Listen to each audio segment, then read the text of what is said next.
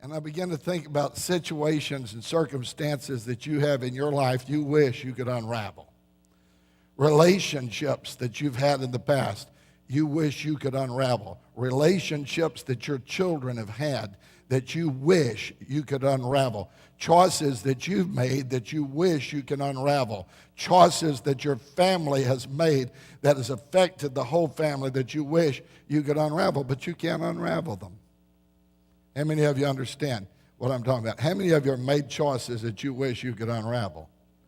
And there's just no unraveling of it. And I thought about that. I thought to unravel the events of this past 5 months would be like trying to unravel the events of your life. Children have been born. Family members have passed away. Words were said in your lives that you wish you hadn't said. There's no unraveling it. Choices were made. Documents were signed.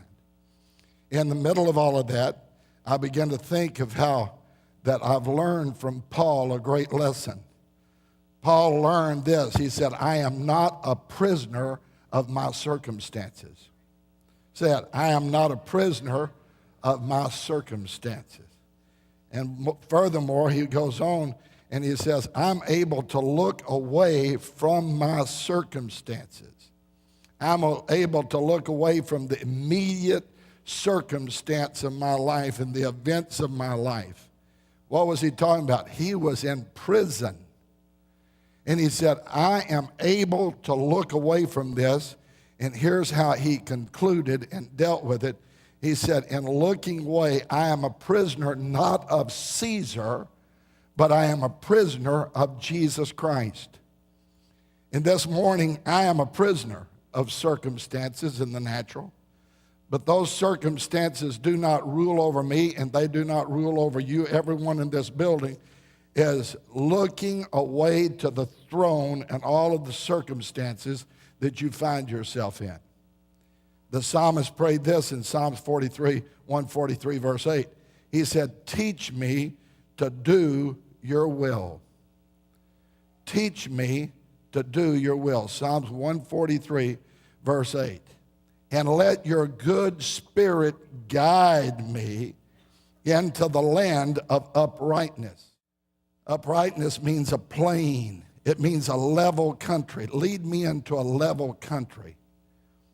And so in Scripture, the influence of Scripture was on earlier cultures before postmodern thinking. And so people had an affinity to the way that they would express themselves, and they would say, lead me into the land of uprightness. Lead me into a place where there's no valleys. Lead me into a place where there's no mountains. Wouldn't that be great to find a place like that? So David is praying in Psalms 143 and 8, and he said, teach me to do thy will, and let your good spirit guide me and lead me into the land of uprightness. Now, uprightness.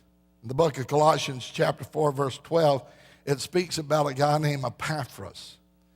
And Epaphras is a special guy because he was one of them.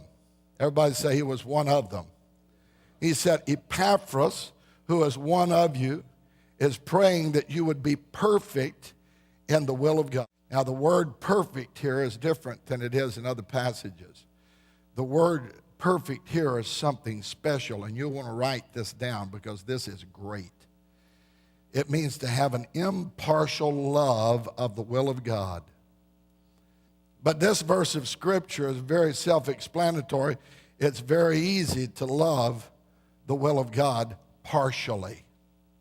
To have an impartial love for the will of God means that if it's partial, it means that we only love the will of God when it brings pleasant things our way.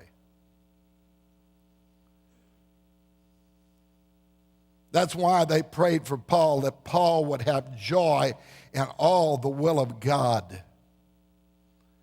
That he wouldn't have just a partial love for the will of God.